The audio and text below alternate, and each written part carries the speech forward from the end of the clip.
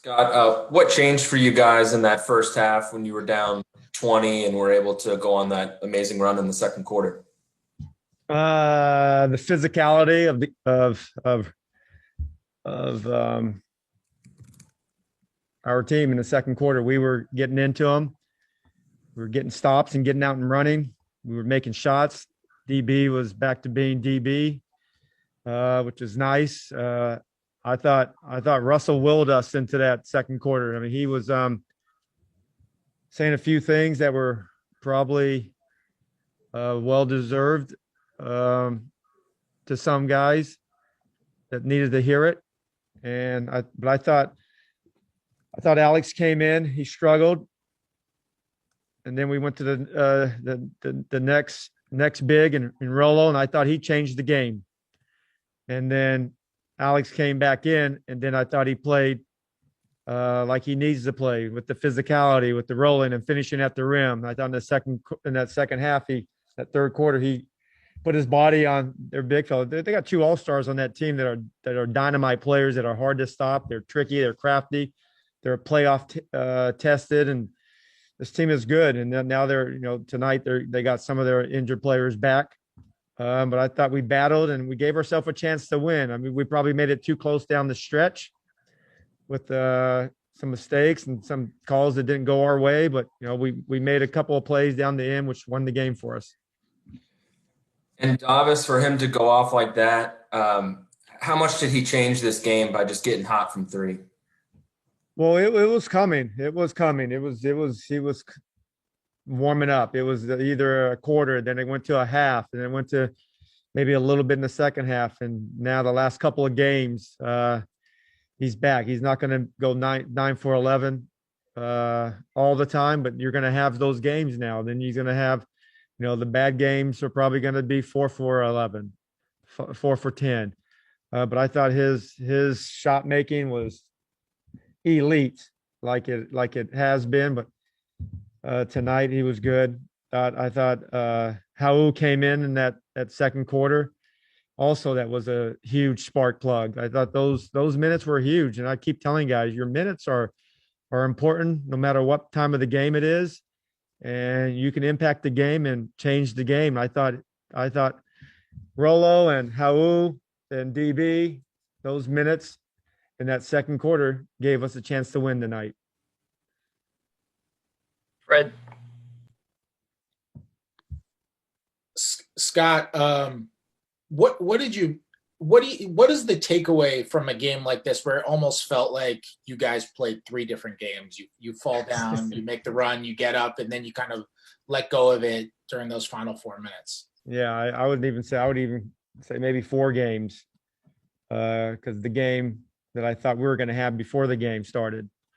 I thought, that's what's NBA. That's what I love about it.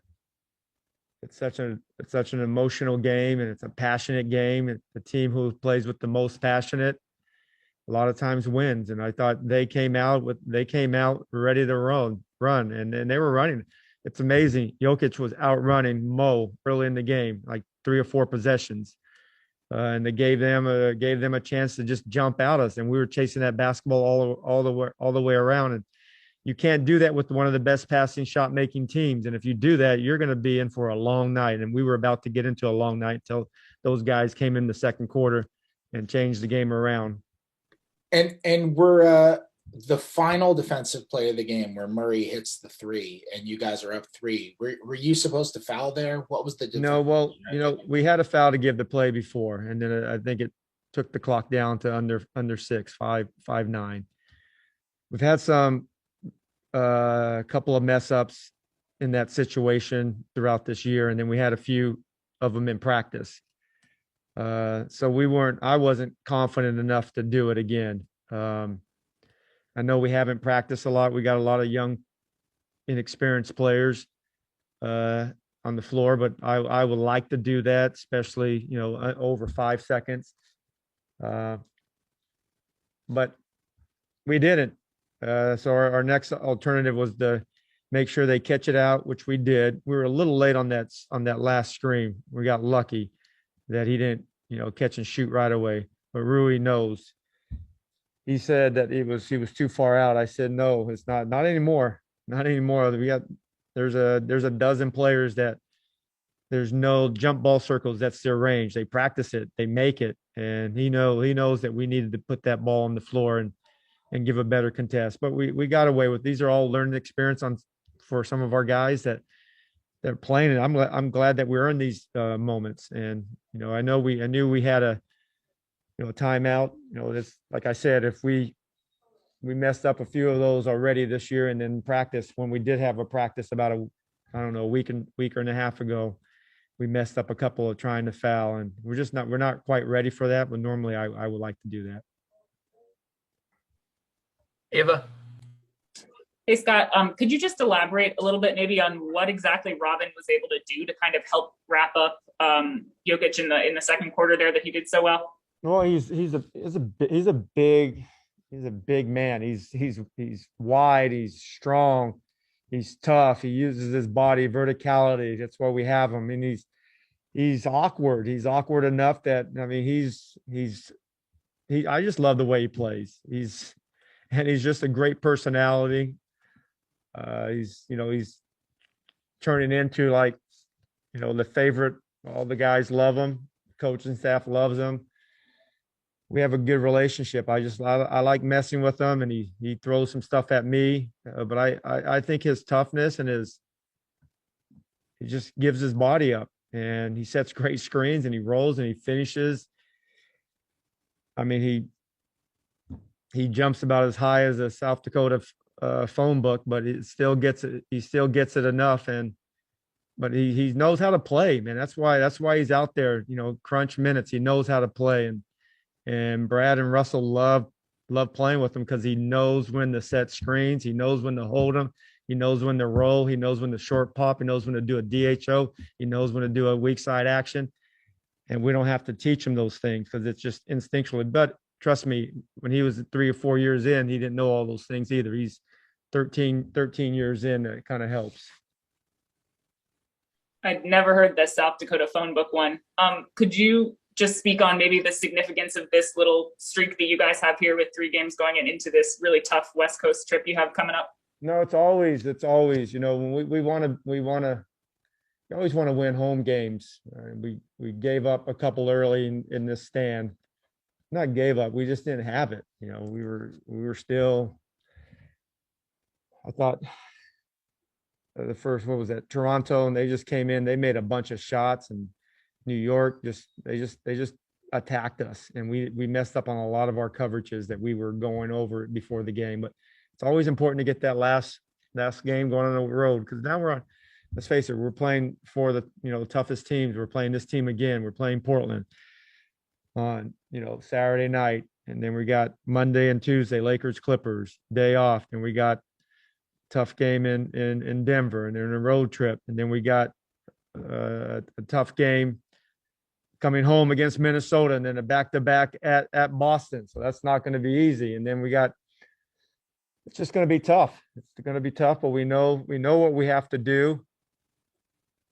And we got, Memphis and LA Clippers before we go off in our break, but we know we have to get this first home game, which was our last home game, was important. We'll take a few more here, but if anybody wants Davis Bertans, he's going to go ahead and start over in the secondary room in a minute. Well, that means that this is probably the last question. They don't want to talk to me. They'd rather talk to him. Ask him where he was late December. We needed a couple of those shots then. No, he's back. He's confident. Give him credit. The guy has fought through. No training camp, coming late, and then the protocol, missed 3 weeks. It's conditioning. When you're a shooter and a high level shooter, you need those legs, and he's coming back, and he's fought through it, and he's a mental tough kid, and that was easy for him to just, because he was missing shots that he normally makes in his sleep, and he's back to making them, and we're all excited for him. Scott, what makes him so effective at drawing fouls on the 3 as well? Because he has good footwork that he doesn't probably get enough credit for that. You have to have good footwork to get your balance, to get your spacing, and to get your shot and your hips and everything going in the right direction. And he has great footwork, and he has a quick and a high release. And he does it all basically in one motion with his body turning and getting his feet squared up, and everything's going towards the basket. And defenders, they know if they don't chase him hard, they're not going to be able to contest him because he's almost 7 feet tall and he shoots high and shoots quick. So a lot of guys, they run into him. I mean, you have to give him landing. You have to give him a landing pad, and a lot of guys, it's hard. I mean, we foul big time shooters like that as well, because you want to contest. If you don't contest these guys, man, they make them at a high clip, and that's how he gets them. The same thing with Garrison. He does the same thing. These guys are great footwork, and they make shots, and you have to chase them, and that's how they get 3 free throws per shot. All right, that's all the time we got for All right. Coach. You guys be safe. Over in the See you second, guys. jump over there. Thank you, Coach.